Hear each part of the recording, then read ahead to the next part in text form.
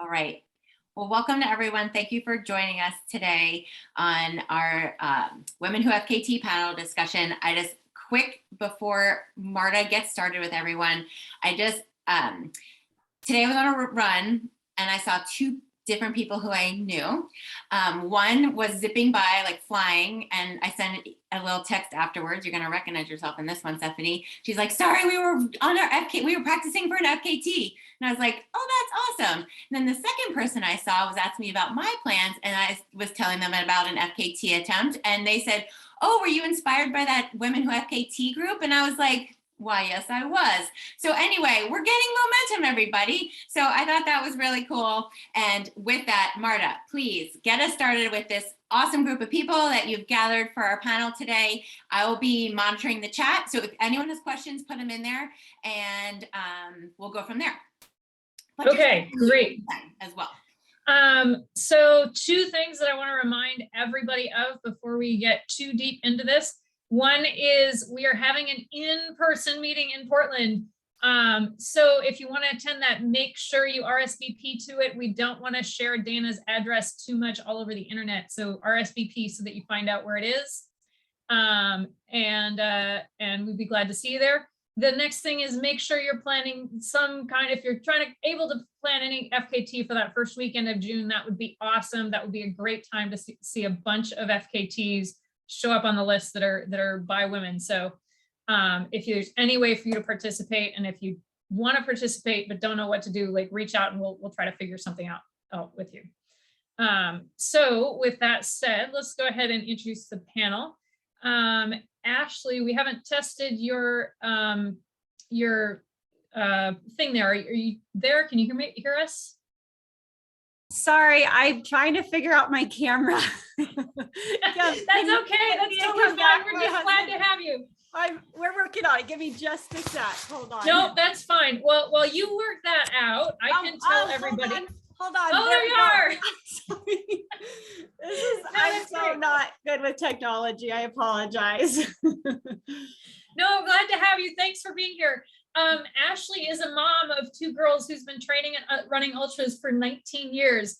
And in that 19 years, her bio is just littered with like course records and wins. You know, there are some people in ultra running, it's a tough sport, and some people come in and they like do great things for 2 or 3 years.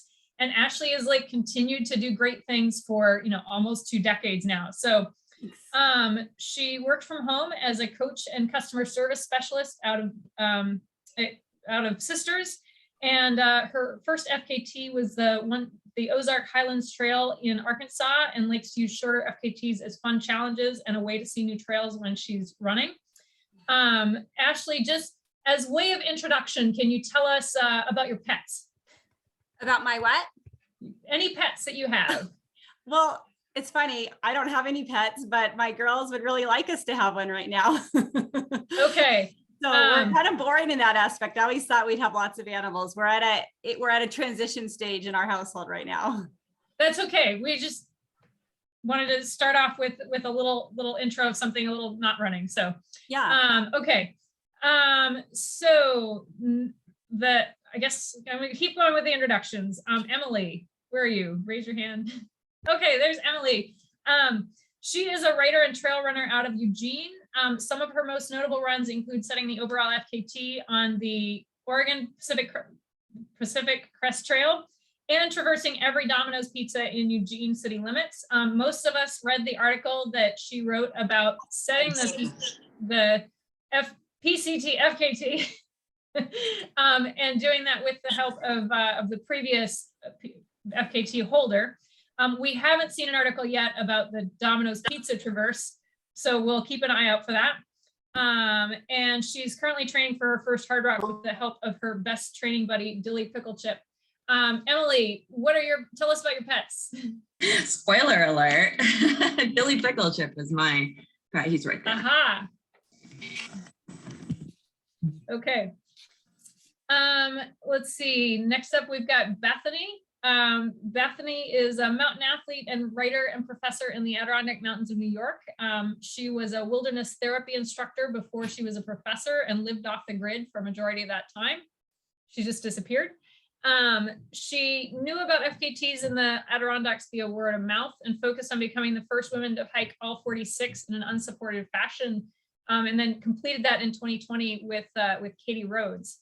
While she was prepping for that adventure, she started studying other FKTs, got a GPS watch and Strava account and caught up with all that. And in some ways, she said she feels new to a sport that she's been doing for a long time. She's a brand ambassador for She Jumps. And, you know, I guess I have to recommend everybody go check out her website. She's got some great FKT reports, but also some features on some other badass mountain women out there. So it's good to take inspiration from that. Bethany, what do you have for pets that have joined us today, or maybe not joined us? No, this is Tahas, so that's why I had to get off camera for a minute to get him. But he's a little terrier. He's 13 pounds. He does not do FKTs or run in any sort of way. Actually, like, tried to go trail running with a friend who had another dog, and it just was a big fail. I had to like carry him for most of it. Having a dog you can carry is an advantage, having had to carry my dog recently down a ladder. So, okay. And then we have Alex here. Alex, you will notice, is not a woman, so far as I know. But we decided to have him here because he is a regional editor for the fastest known time website. For those of us living in the Pacific Northwest, when you submit a time or a new route, it's Alex that gets to approve that or come back to you with more questions. Hopefully it's mostly approving. Alex is a lifelong Washingtonian who took outdoor adventures from an occasional pastime to an obsession in 2016. He, as well as volunteering for the fastest known time website, he serves on the board of the Seattle Mountain Running Club and volunteers as a rock and alpine climbing instructor with the Mountaineers. And he enjoys almost every type of mountain movement, from endurance activities like running and cycling to more technical pursuits like rock climbing, skiing, and pack rafting, with varying degrees of competence, but finds the most joy in combining these into fun and challenging days out. Alex, those of us that were on early got to see your pet. Do you want to introduce it for those that are coming later? Yeah, here's Mona. She will, right now she's keeping an eye on whatever the birds are doing outside, but she'll probably be hopping around the screen as she decides to do whatever, you know, who knows what cats are up to at any different time. So it's lovely to be talking with you all today. Thank you. Okay. So I think we're going to go back and we're going to come back to Ashley again and open with you. So a lot of people tend to specialize in doing like one type or style of FKT. And I noticed that Ashley, that you have, you're exactly half and half right now on like half unsupported and half supported. Can you tell us a little bit about what you take into account when you're deciding like which style to do an individual route as, and maybe a little bit about when you are running supported, what you look for in crew and pacers and that kind of thing? Yeah, sure. Some of it's just kind of by chance, like some of the shorter ones I do, it's often that we're traveling and I'm kind of looking for a fun route, or I mean, I haven't done a lot of them, but like one randomly Michigan happened to be near my grandpa's cabin. And so it was easier on the family if I just go out, run it and come back. The one I recently did to the beach, the reason I kind of wanted to do it unsupported, but then also wanted to kind of include the family. So I carried all my own stuff, but then my husband rode the second half with me. So sometimes it's just kind of the style of how, like, the experience you want to have. Because I kind of think for some FKTs, it's just a cool way to find a neat route to do and to, you know, have that extra push for yourself, but also keep it fun. I'd love to do the route to the coast unsupported and stick with the whole hiker's route too.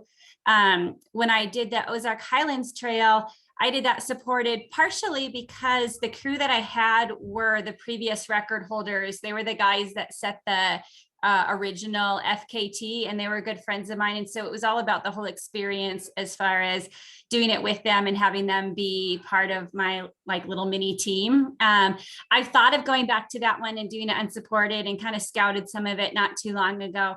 So I think it would be neat to do it again and do it in another style just to kind of compare the experiences. But what I really loved about the like the Ozark Highlands Trail was doing it with those friends. And so I think sometimes it's just what kind of experience you want from the route that you choose. And if there's people that you want to include, I know like I really want to do the whole Superior Trail one of these days. And I've thought of both styles. And part of me loves the idea of including family and making it like a whole family thing. And then part of me knows that I would worry about how everyone else is feeling, and it's like a long time to ask people to be out there, and are they enjoying themselves, and adding worries of other people on top of like just trying to get yourself done are things you just have to take into consideration and outweigh like what you feel like are the positives and negatives for the route that you're choosing and kind of what you want out of the experience, I think, as well.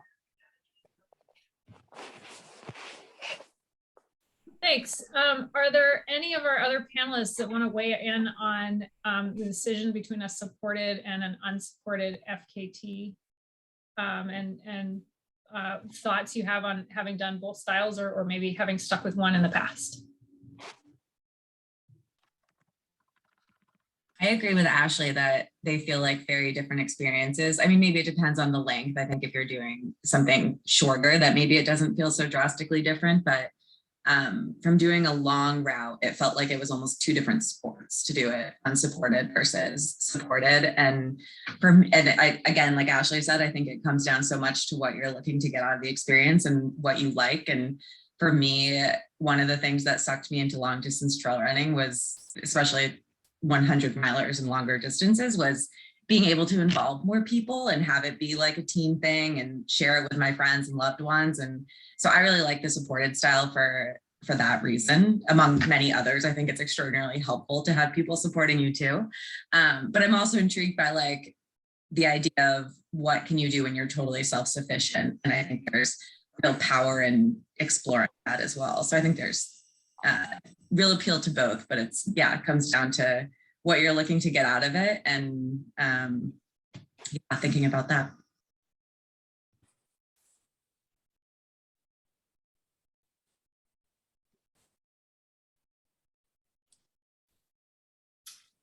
Okay. Since there's a little bit of a break, we had one panelist, Becky Grabowski. Do you want to give a wave there? Hey. Becky was just a moment late there, so we didn't get a chance to introduce her. So I want to go ahead and do that now. Those of you that have been part of this group from the beginning may already have been a little inspired by Becky, because she had some of our first FKTs of the year and has already set 2 or 3 this year. I'm starting to lose track already. She lives in Ashland, Oregon, where she's an independent consultant and spends most of her time hiking, backpacking, and running in the Siskiyou Mountains, Ashland Watershed, and the PCT. She loves to run ultras, usually doing some 100-miler plus several other shorter distances each year, and also makes a point of volunteering in her local races. And along the same lines as volunteering, she's a PCT trail angel and hosts hikers for a chunk of the summer. With FKTs, she particularly enjoys figuring out logistics of food, navigation, and weather, and tries to select FKTs that are meaningful. Somewhere she really wants to explore, someplace that's innately special to her. So Becky, we have the other panelists introduce their pets. Do you have pets at home? I definitely do. Can you hear me okay? Yes, we can. I have 2 dogs. One of them is a 4-year-old golden retriever named Ruby, who is a little trail pig.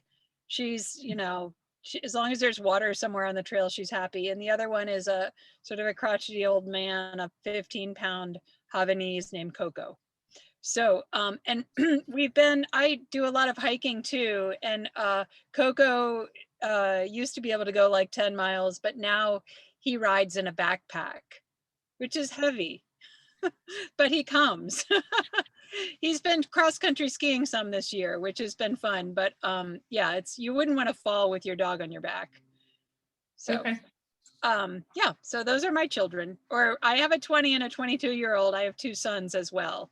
But right now, the dogs are the children. Okay. And with that, I wasn't hearing a lot more about the topic of supporting the support on FKTs. So we'll actually just move into a question directly to Becky. Becky, can you tell everybody about a little bit about how you got started with FKTs, and also some advice for anybody that's new or maybe a little bit uncertain about FKTs, and what sort of advice you give to somebody who's new to that? Sure. Okay. So I used to be more of a road runner, and then I became a trail runner. And in the process of doing longer and longer distances, I got this coach, Ryan Gelfie, who owns or started, I guess, Trails and Tarmac, and that's down in Southern Oregon. Anyway, he coached me from qualifying for Boston to a 50K to 50 mile to 100K to 100 mile. And then COVID hit. And I was a little bit lost because I tend to really like a nice training block and work towards something and have a big run and then have some, recovery time and then have another training block. And, I like this cycle. And so when COVID hit and all the races were canceled, he suggested that I try some FKTs. He actually has he's got a bunch, but he had like Timberline Trail and Mount Shasta and a few others. So I said, sure. I mean, I like to backpack a lot and I'm pretty comfortable out in the woods alone. And what I discovered was that that I really enjoy figuring out the logistics, like figuring out navigation, figuring out the gear that you need, getting anxious about the whole affair, troubleshooting before you even leave. And really all of these things are exactly what happens in an ultra. And so I started doing some FKTs, and then once races sort of kicked back in, I realized that an FKT is kind of the perfect prep for an ultra for me, because it, you can do training and you have your long runs and your hill workouts and this and that, but there's nothing that can put you in the headspace of, and what if something goes wrong and I'm alone? And what if, do I have the right clothes? Am I, what if the weather isn't what I want it to be? So I now kind of use, like, for example, last year I ran / hiked from Mount Hood, Timberline Lodge to Bridge of the Gods in preparation. So that was 50 miles in preparation for Mountain Lakes 100.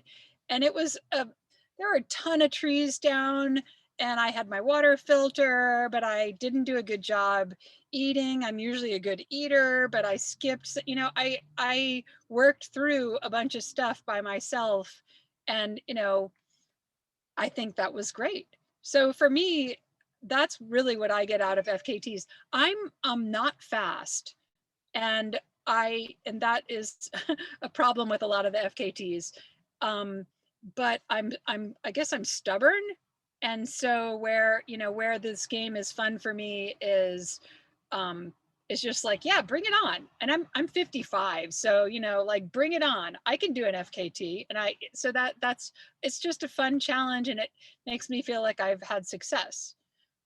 It's not hard. The hardest part, I think, about figuring out the FKT you want to do, if you haven't done one before and you want to get into this, I think that you got to pick one that means something to you. I've done a few that don't mean a whole lot to me, and it's not the same. It's a little anticlimactic. And also another thing that happened with my last one that I did, there was no FKT for this Stevens Trail down by sort of by Davis, California. And I got the FKT and texted with the guy who had the FKT, and he steered me to the leaderboard. And sure enough, there were people on the leaderboard. And I just want to bring this up because I have had a real sort of philosophical struggle with this. And then I've gotten past the struggle, actually. Here's the thing. If there's an FKT out there with no female time, in a pure sense, if you can find out there on a leaderboard that someone else has a really fast time, then okay, do you have the fastest no time? Maybe not, However, we don't know if anyone was with them. We don't know if they were supported. We don't know if it was a mixed gender thing. What do we really know? So if you're going from a perspective of very clearly defining and following the guidelines of the FKT platform, then I'm not sure. So so this gentleman let me know that there were people on this leaderboard I didn't know before. I felt funny about it all, and then they published my FKT. So does it count? I'm not sure, but I wanted to at least toss that into this group because it has been a sort of a mind-boggling, I felt guilty, and then I came around, and I'm not sure. I would love to hear what the group has to say about that. Anybody? This seems like the obvious place for Alex to weigh in. I don't know if you want to. Yeah. I mean, I guess what our sort of perspective is, we look for the fastest known time that is something that is known and confirmed. And so sometimes that's really simple because it's up on the website. And then there's maybe a step removed where sometimes maybe something might not be up on the website, but you can see it's a really popular Strava segment or something like that. And for folks who are maybe in Western Washington, we had for a while an issue where, there were some routes like Mailbox Peak and that are very popular with folks that a lot of people do on Strava, but that nobody had bothered to report an FKT on. And we were getting all these reports from people on Mailbox saying, I did Mailbox Peak in some time that is a lot slower than the course record on Strava. And sort of saying, well, there's a lot of people. It sure seems like there are some people who we might know have done it faster here on Strava.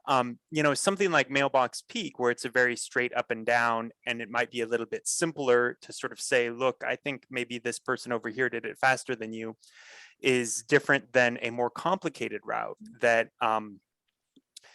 there might be more of those questions about style and that sort of thing. So I think it is a gray area and it gets a little bit complicated. I think we want to be thoughtful about it. I mean, at the end of the day, if we don't know what's out there, then what we know is what we know.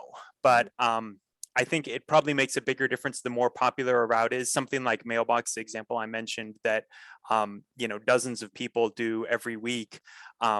That's something where if somebody comes in with a, when folks were coming in with times, it was sort of like, well, I think there's probably a pretty decent Strava record there, and we can go and look at some of those Strava runs and sort of try to figure out what we can about that.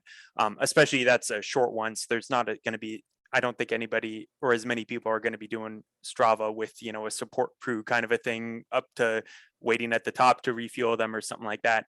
The longer routes, it gets a little bit more complicated, and that's where we would lean to the sort of the side of, hey, we know what we know, but there's not a simple answer. It's a bit of a gray area, but yeah, I mean, I do sometimes look at those. We do look at those Strava segments to try to get a little bit more information about who has done what out there, and but there's no simple issue. And at the end of the day, we know what we know, and that's kind of that. So could I add to that for a minute? I just feel like maybe with outside involved, it would be great if somehow with some of these FKTs, some of the folks on the leaderboard could be contacted and asked if they wanted to submit their run. One of my earlier FKTs was the Rogue River run, which was like 48 miles on the Rogue, or 38 miles on the Rogue River. And there wasn't a female and there wasn't a leaderboard or anything. Mm-hmm. But after I did that, I had it for like a minute, maybe a few months. And then Stephanie Howe, I think she's sponsored by North Face or Patagonia or whoever, she dropped in her time from like 4 years earlier or whatever. I mean, people have run it fast. It's just a matter of perhaps if you're a pro athlete, you could maybe just look at all your runs and drop a bunch of them into the FKT site. It's a little, and I'm fine with that. It just would be nice if it could all be in one place. And sometimes it's never going to be perfect. And sometimes, right. We don't know that faster Stephanie run exists. Right.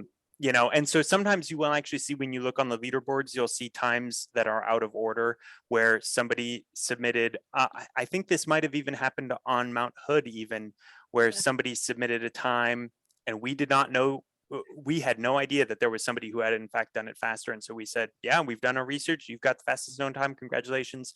And then somebody actually did come forward and say, oh, it turns out you didn't know. But that's why it's the fastest known time. Mhm. There could be faster unknown times. I mean, it's also before the, you know, before we all had GPS watches and stuff like that, who knows what people were doing, you know? So that's part of why the word known is in there, is because we can't necessarily be sure that these are the actual fastest times. It's the fastest known time. So I think it's incumbent on everybody submitting an FKT to do their research and make sure that they are in fact, you know, the fastest time that we can find. But at some point, hey, you're the fastest known time. Somebody did it faster 5 or 10 or 100 or 500 years ago. Yeah. Who knows, you know, like it could have happened. But at the end of the day, we go with what we can know. That's fair. Okay.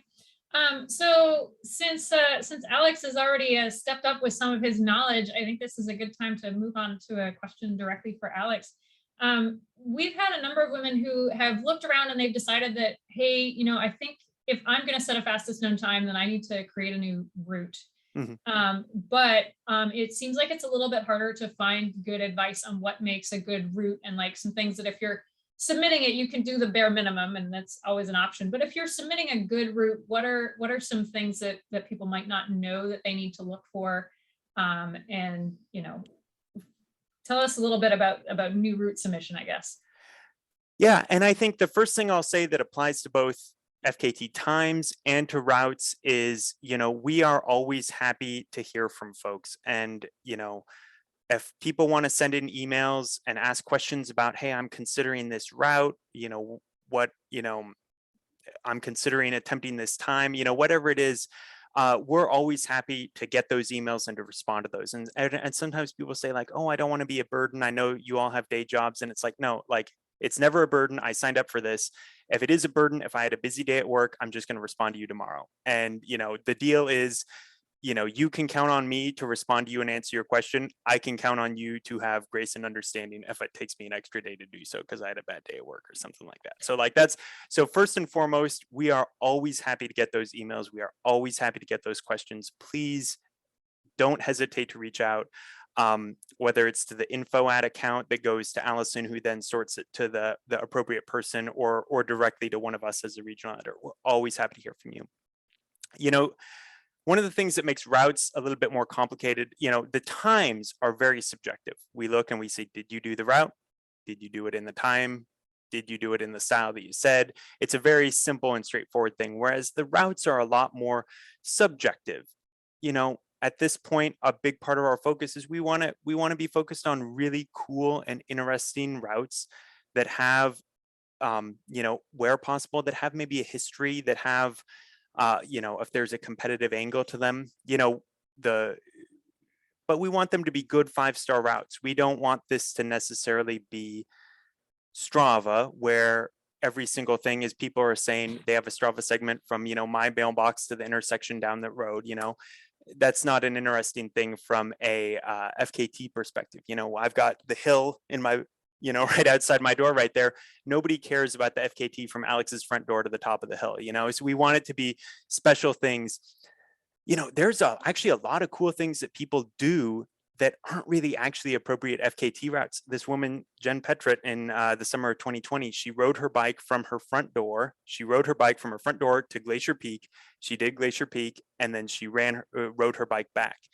And that is so cool. But like, from an FKT perspective, like, the route is not going to start at Jen Petrit's front door. Like, if somebody else then wants to come along and contest that route, what, they're going to like drive to her house, her neighborhood, and you know, like, that's not how the routes work, you know. And so I think we want to focus on routes that are universal, that work around, you know, major landmarks, that have you know, really cool and interesting features, that where possible have a sense of history. And so I think when people are submitting a route, you know, make sure that you're doing a good description. You know, you should kind of sell us on the route when people write it up. Sometimes I get route submissions that are like, this is my favorite route in this area. And like, that's it. And it's like, okay, well, this is your favorite route. Okay, cool. Like, why should other people care? You know, I think a great route description, when you read it, I should feel like I'm looking at Google Maps of like, how long does it take me to drive to this trailhead? You know, like really make it tantalizing, put in the pictures, put in information.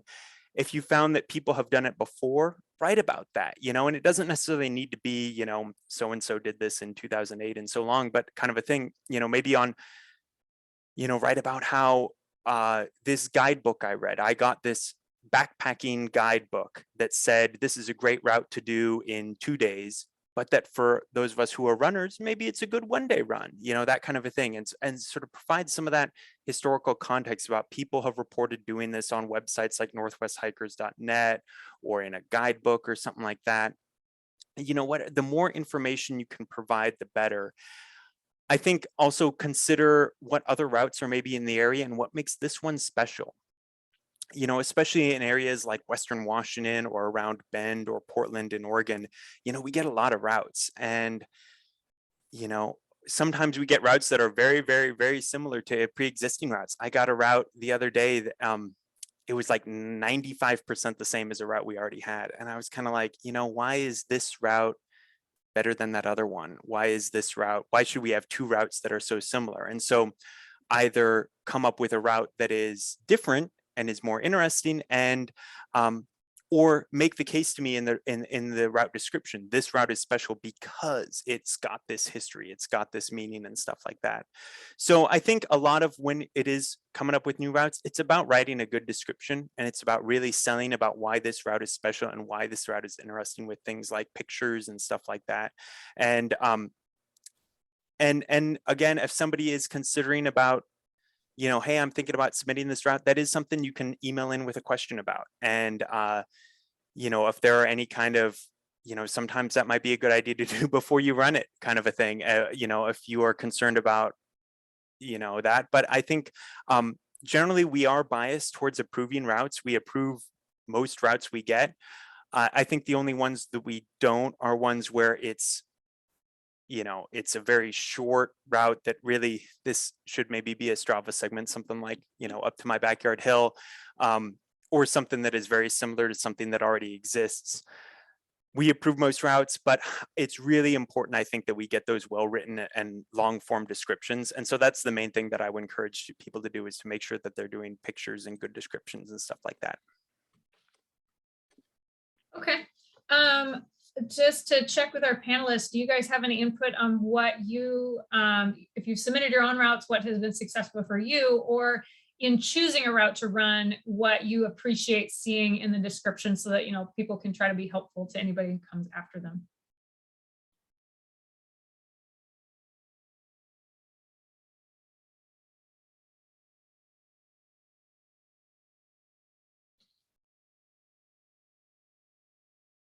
Okay, apparently there's not a lot of input. Apparently you just covered everything perfectly, Alex. So I think not a panelist, but I noticed that Nathan Broom joined. He's another one of the regional editors, and he has a link in there that somebody may want to check out if they're considering submitting a route. Let's go ahead and check in with Emily. Emily, I understand you attempted the John Muir Trail in 2021, but weren't able to complete it because of smoke. Can you tell us a little bit about what that experience was like? And then, like, what advice you have for dealing with challenging and changing conditions? Because I know that as much as I want everybody to be successful here, lots of us are going to come into some difficulties, and interested to hear your perspective on that. Sure. Yeah. So I did attempt the JMT FKT last fall. I think it was August or September. And I knew going into it that smoke was definitely potentially going to be a game-ending part of the FKT attempt. It was after the Sequoia fire had started in California, and I went down to the Sierra over a week before I planned to even think about starting it. And it was kind of like day in, day out, some days were smoky, some days were not smoky. You all, most of you live in the Pacific Northwest, so you know how that goes. And I was obsessively watching the forecast and thought that we had a really good window, and the forecast for the wind was promising, that the smoke wouldn't be over the route. And the day that I started was beautiful, like so clear, could see everything. So I guess I would first say that part of how I approached it was to attempt it with the most promising conditions, and to do a lot of research into what those conditions would look like. And but then also to be open-minded about the potential for it to change, and to have some bail options in the event that it did. And about 30 something hours, 87-ish miles into my attempt, the smoke rolled in, and it rolled in very, very hard. And I got to a cruise spot, and my eyes were burning. I was coughing all over. The valley up ahead just was like a cauldron of smoke soup. And my partner Ian was waiting there to crew me. And when I got to him, I was like, all right, like, we need to talk about this. But like, in my gut, I knew that there wasn't really anything to talk about. It was pretty clear that it would be really, really stupid to keep going. And I made the decision to bail. And I guess like some of the things that influenced that decision were assessing the situation. So, you know, we were out of cell service, so we had limited access to information. We had my inReach, so we were able to text a friend who was on the other side of a pass and could tell us what he was seeing. So again, that kind of like information gathering. And then the real, like, I think deciding factor for me was that the next stretch of trail was about 65, 67 miles without any crew access or any bail options. So I knew that to keep going was to make a pretty committed decision to keep going. And with what I was seeing, it just felt like a really, really stupid decision. And so I guess some things that obviously, like, again, a lot of us live in the Pacific Northwest, and we're seeing fire seasons get worse and worse. We're doing these trails in the mountains that are wildly unpredictable, and there's all kinds of conditions that we can be surprised with. And I think I try to have a hopeful plan for an FKT attempt or any long distance trail effort, knowing that it might need to be adjusted or even scrapped. And I think, like, as I'm sure everyone on this call has had to deal with before, you often face issues that come up in running, and you have to decide what's worth pushing through and what's not worth pushing through. And when I did my Oregon PCT attempt, I pushed through things I wouldn't push through on like a 20-mile run around town, because it was really important to me that I finished. With the JMT attempt, when I saw how much smoke was ahead, it was definitely not worth it to me to risk long-term health damage to keep going. And so I think thinking through some of those things before you start your attempt, like what do the conditions look like? What might I potentially have to deal with? Having some plans in place for how you adapt or change based on that. And then also thinking about what does this FKT attempt mean to me, and what am I willing to deal with in order to keep going, I think are all things that make a lot of sense to have a discussion with yourself and probably your crew if you have one as well. Thanks, Emily. Are there any other panelists that that want to weigh in on any difficulties or difficult decisions that they might have had to make, or I guess things that they like to keep in mind when planning so that they avoid having to make a difficult decision?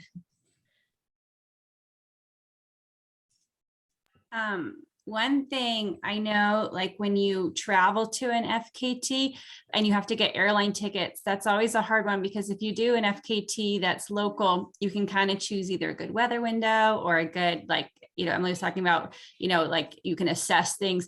When you make an airline ticket, it's always a challenge. Like if you are going to encounter, whether it's weather, water crossings, fire hazards, and those things. And so even just when you're making your list of things you need to think about, even something like a plane ticket, can you make a plane ticket that has dates that you can change? I know someone was doing the Superior Trail, and it was, I think it was weather something, and they had to cut, like they had to change their start date by a few days. And I always think like that challenge, when you pick something that's not local, you don't always have that wiggle room. And so when you're choosing a route, maybe that means a lot to you, take into account those kinds of things too. Like what kinds of things could alter your start date, and are you making your travel flexible enough so that you would have the opportunity to switch it if it switched to a better, like either a safer date or a more chance of success date with better weather or things like that. But definitely something you have to think about if you're traveling to your FKT versus doing one where you have that flexibility at home.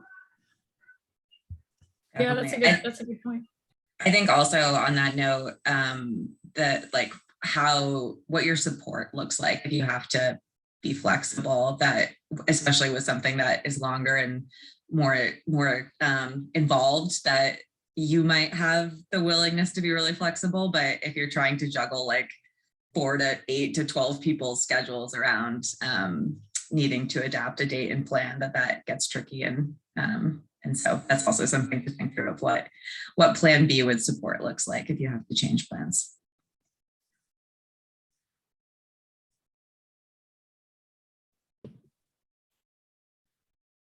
Okay.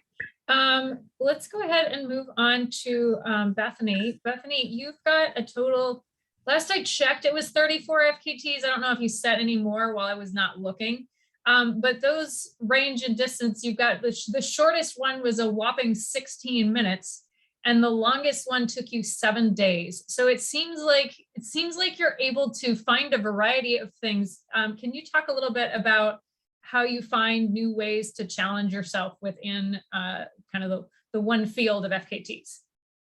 Yeah, definitely. So this has been a great panel. All these questions, it kind of goes into these questions too, because I came on the scene, like the official scene, a little late. And I first saw the FKT site around 2018. But I actually had 2 FKTs that I didn't know about. So it ties into that question, you know, that Becky brought up, and that talk just about like, you know, when, you know, if someone's not even aware of the site, you know, or that FKTs exist, because that was at one point in my life. Today, so much happened with the through hike in 2020.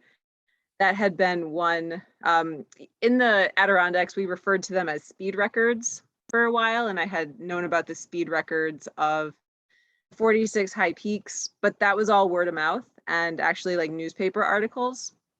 And in 2020, I was doing more research around how FKTs have to be recorded, and you know, the Strava links to go with them, or the GPS links to go with them.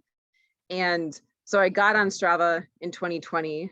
And so I do want to say, for all the maybe new people to FKTs out there, I was pretty intimidated by the technologies and the recording that goes with it. I was very much just kind of in the mountain doing my own thing, but we all start somewhere. And so, you know, just learning how to use Strava and how to use my GPS watch. And I had lots of fails with that, like, but it was such a great tool, Strava in particular, to show me what my pace was.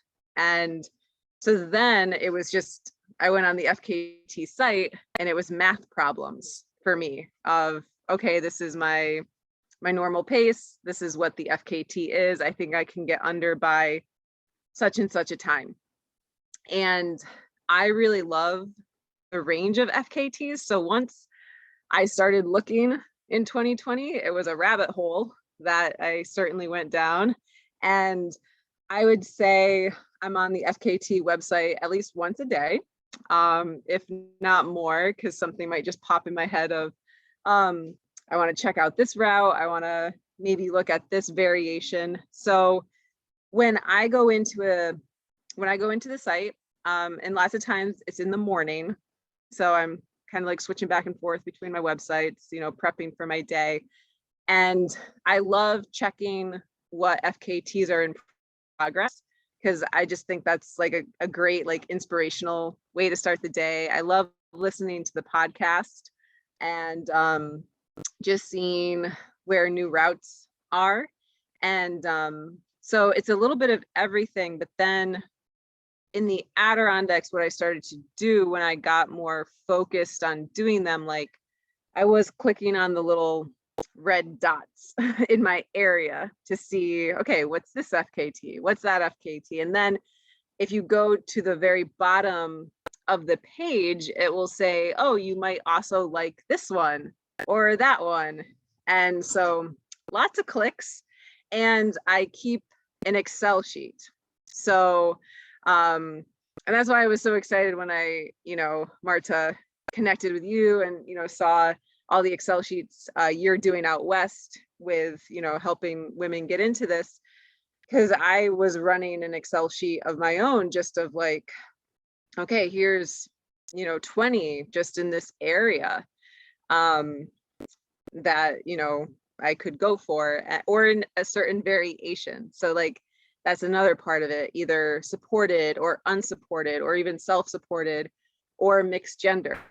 So there's so much. And then there's another variation too of a route. If it's point A to point B, you can do an out and back. So you can complete the A to B, and then you can go back, and that's a variation on it, and you submit it as such. So once I started learning more, and I learned through mistakes too, you know, like I would submit something that I thought had been an FKT, and it wasn't, because like the self-supported had to beat the unsupported time. And so like there were some rules right off the bat that I didn't get necessarily until I started doing more, because I very much just started with the focus on unsupported efforts. You know, like I was more of an expedition person, more of a camper, a backpacker. And I just thought that's like, I love being out on trail for a week or more than that. So I was like, long trails are my thing. Through hikes are my thing, but I love the variety of it. You know, it's just so different. Everyone is so different. And I love it for that. And I have different like crates for the really fast stuff compared to like my longer stuff, compared to the middle distance.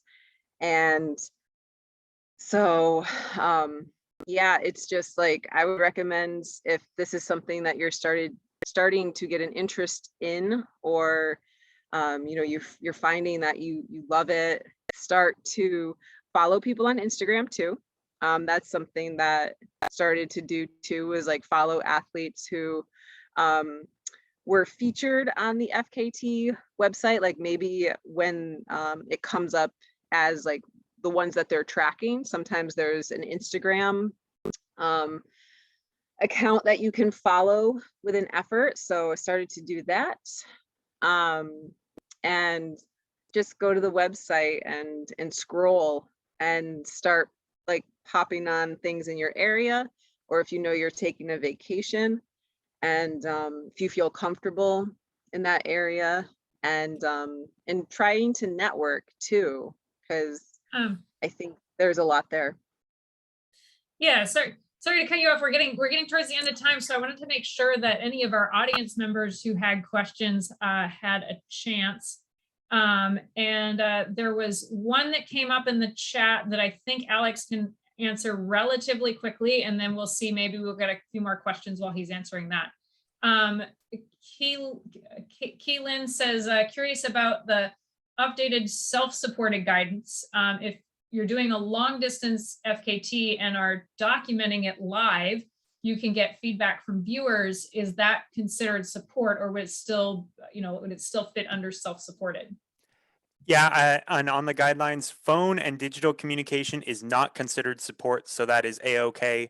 And also, if there's some random person on the trail who says like, hey, what are you doing? And oh, I'm trying to run from here to here as fast as possible, and you do a high five, like the totally random stuff, that's not support either. It's if you have people who you know are going to be there.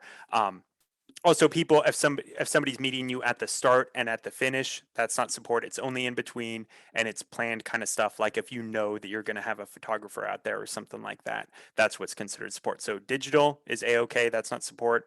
Random people who you never met before, that's a-okay. That's not support. Start and finish, that's okay. That's not support. Okay, great. Anybody else have questions? I don't see more in the chat. Oh, wait. Okay, Riley asked, for supported FKTs, how do you pick your crew? Do you have a specific process, the same crew each time, etc.? Any of our panelists, who feels most comfortable starting with this?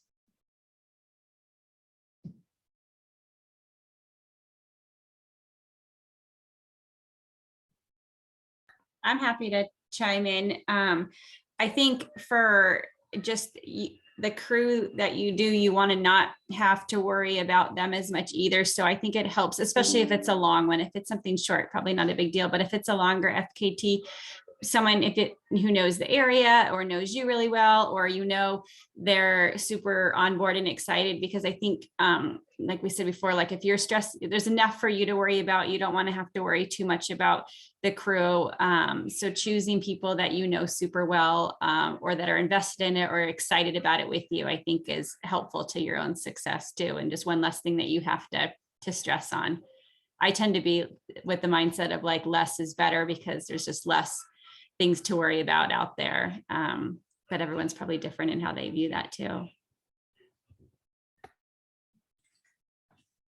I definitely like to choose people who I know will have fun and stay in a more positive headspace than spiral into a negative one, since it's good to have that energy around. I also think it's really helpful, this is not always possible, but to have someone you can kind of delegate as the person in charge of your crew. I think sometimes when you have a lot of different people there, it's like a too many cooks in a kitchen thing, and you're all kind of scrambling around being like, where are the shoes, where are the snacks? And no one really knows what they're doing, and maybe the right things aren't getting done. So also just having someone who can kind of help delegate tasks and make sure that someone who knows the full scope of like, these are the things that need to happen at crew stops or pay stops, and make sure that all of those boxes are getting checked.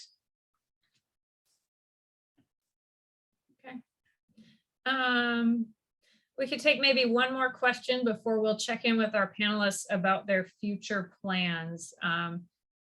Okay. For those who run ultra races and FKTs, what methods do you use to balance your training?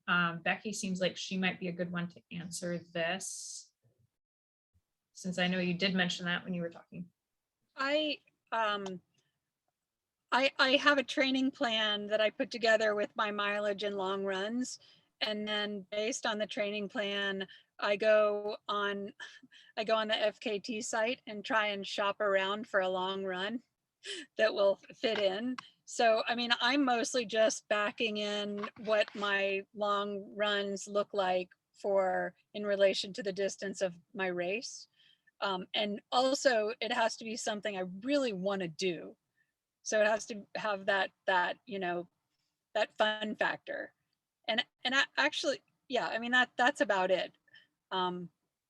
A little bit unrelated, but can I just toss this out? If I see an FKT that has a mixed gender FKT and it's pretty fast, I could still do an FKT as an unsupported female though, right? If it's slower, I get confused on that. Does anyone? I can quickly speak to that. If a mixed gender team, so if you are running supported, then you have to match or beat the mixed gender time. If you are going unsupported or self-supported, you do not have to beat the mixed gender time. The idea is that the mixed gender is it's considered analogous to a single gender supported, where it's a man pacing a woman or a woman pacing a man. So basically, unsupported and self-supported does not have to beat mixed gender. Self-support or purely entirely supported does. Sorry if that, I hope I explained that well. Thanks. Anybody else want to weigh in on combining racing and FKTs?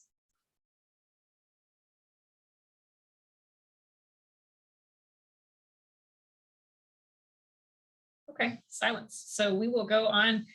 We got just 2 minutes. So if I could get a couple of words, we'll go through in the same order. Ashley, what are you planning for this year? Yeah, so my hope, my kind of like bucket list in the fall would be to do the Superior Trail. It's been on my bucket list for years. It's just one of those that it's a commitment, but we go to Minnesota every summer. And so every time I go, I get on a different section. So that's my like fingers crossed if we can make all the logistics happen. And I don't know, last weekend when I did a race, I was in the middle of it. I'm like, oh, that sounds like a terrible idea. I don't want to do it anymore. But now I'm forgetting that part and I'm back to like thinking I want to do it. So we'll see. That's on the, like, if all things tie in well, kind of bucket list plan. Yeah, we would love to see that. Love to hear about it. Certainly if you do it this year, tag us. Let's see. Becky, what are your plans for the year? I honestly don't have any solid plans. I just signed up for a 50K for July, and I really haven't gotten my act together for the future. Okay, well, we need you to keep setting these, Becky. We've been relying on you to set like one a month pretty much from here on out. I'm gonna keep it going for sure. There are some things in my neck of the woods that are within reach. I've gotten so that I feel like I don't want to do one unless I'm 150% sure I'm going to be the fastest person. So I'm a little bit scarred. I have a little bit of PTSD. So I think maybe I'm going to go with longer, and I'm waiting for snow to melt. So yeah, no, I've got my eye on that too. no secrets, but no Alex, secrets. we haven't had the chance to talk as much about your running. Do you have anything planned for this year? I'm doing the Yakima Skyline 50K race in 2 weeks, and then we'll see what ends up happening this summer. But here in the Pacific Northwest, there's plenty to do, and it'll be fun. Let's see. Emily, what do you have planned for the year? Well, my biggest plan is Hard Rock, which is not an FKT, but is very important to me, especially after trying to get in for something like 8 years. So I feel that's like my North Star right now. I think if I recover well, I would love to get on the JMT again. In an ideal, the world isn't burning down scenario, it would be really fun to give that another try if my body is ready for it. And then I had thought that this year I'm really intrigued by the Guardian Peaks FKT that William McBride designed a few years ago. We do Hood, St. Helens, and Adams all back to back to back. But this year has not been a great year for snow and skiing, and I feel a little out of that mentality and fitness right now. So that might have to wait for another year. I think that route is really cool. Awesome. Yeah, that would be great to see somebody that's one of those that I'm like, oh, I'd love to see something on this route, but I know it's an ambitious one that there is some more technical climbing, so not everybody's right for it. Bethany, what are you planning for this year? Yeah, I'm gonna see where the road takes me. I'm done teaching in May, and I'm gonna pack up the van and do some in the Northeast. And I do want to try to do the 46 supported again, but we'll see. That's the beast, and I did attempt it last year and didn't get it. So we'll see. Awesome. Yeah, well, it sounds like if you've already made one attempt, then eager for another one, then great. Yeah.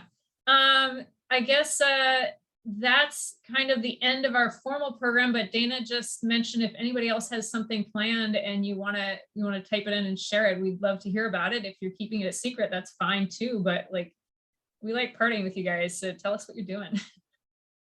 Maybe we need to hear what Greg's doing, and that will inspire everyone to get going. Hi guys, I've loved being a fly on the wall here, and so admire the mission. I've been doing a few FKTs this winter as my training block for a upcoming run across the country. 15 days away, Atlantic to Pacific, and I just love the energy right here. And I'm going to be following along your adventures because I'm going to be falling apart during my run, and y'all will keep me fresh during the run west. That's amazing. Did you say you leave in 15 days? I start in 15 days. Yeah. Yep. April 25. So. Okay, well, Yeah, so we can all guarantee whatever we're doing, it's shorter than that, Yeah. Shorter and faster than that for sure. So. possibly, yeah. So before the call-ins, I don't have nearly as much FKT experience as some of the other ladies on this panel, but I am happy to answer specific questions that I might be able to when folks are getting ready to go for their own FKT attempts. If you want to find me on the internet, I'm very happy. I benefited from Danielle's help among many others, and so I'm always happy to give it back. And I think it's awesome to see more women getting out and doing these routes. Yeah.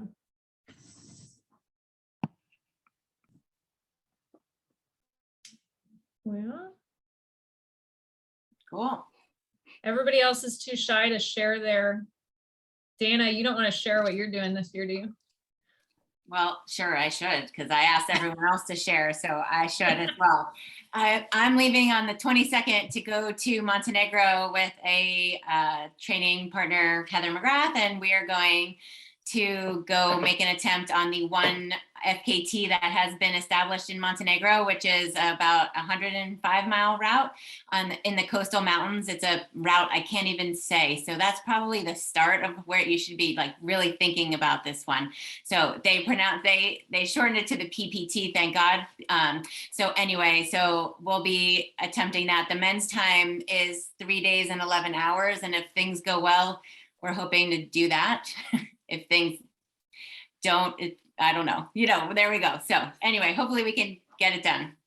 So that's what I'm up to. Yeah, Riley was mentioning her Olympic Discovery Trail on May 14th. Yeah, and I guess I can share what I'm doing on the June 4th weekend. I'm gonna try to attempt the Leech Loop in the Kalmiopsis Wilderness, and while Riley is setting her FKT, I'll be doing a training week of scouting weekend down there. There's going to be a small group of us. If anybody's interested in joining for the scouting weekend, we could, right now it's maybe 2 or 3 of us, so we could take another person to join in. Nice. Oh, wow. Long path in New York, 350 miles. That's huge. Awesome. Greg, Greg, will you share in the chat just how people can follow along in your adventure? Yeah, absolutely. Instagram, I'll have a live tracker and I'll drop my little handle here. And yeah, would love to connect with y'all.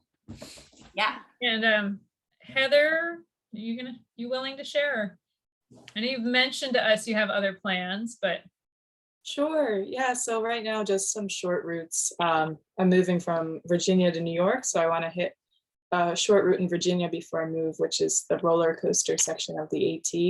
It's about 13 miles one way. I think there might be a established female, but I'm hoping to set FKT on that. And then looking forward to some new adventures in New York once I move to Western New York, and we'll look at what routes are up there to set. Yeah. Let's see. Cheryl, Ada, Ava, Jasmine, Paula, anybody else? Oh, Paula Jones. See, Paula Francine Jones, I have no idea who that is, even though I know who Paula Jones is. I'm like, when is this Paula Francine is? Yeah. So. Yeah, there's some classic, there's some classic routes in the Sierra that I'm really surprised don't have FKT times or don't have really sturdy FKT times. And so been kind of eyeing some of those, but it's kind of hard to pick and choose, not knowing what is going to be open with recent fire damage. There's a whole bunch of routes down in the Mineral King area, but we don't know if Mineral King Road's going to be open this year. But that's a very intriguing area for me. There's a lot of history in that area. Emily, if you want to talk about that more, I actually hiked the JMT during a different fire year. I hiked during the rough fire. And when you were talking about the smoke, I was just thinking dropping into, some of the lakes and seeing the sky just red. And, the only reason we felt safe is because we had a family member who was on the front lines of that fire, who was in contact with us on our inReach. And that was the only reason we knew we were safe. So Yeah, so I mean, that's a really tough challenge. But yeah, definitely an intriguing area. Yeah, I'd love to chat more. All right. Thank you guys for coming. Please keep this conversation going with us on Women Who FKT on Instagram. If you all are getting our newsletter, so stay tuned there. Thank you so much to the panelists. Marta, do you have any closing words for us? Nope. That was inspirational, Marta. Thank you. That is, I'm kidding. Thank you so much, everybody. And if you want to stay on because you were feeling shy, we will for a second. And otherwise, have a great night, everybody. The recording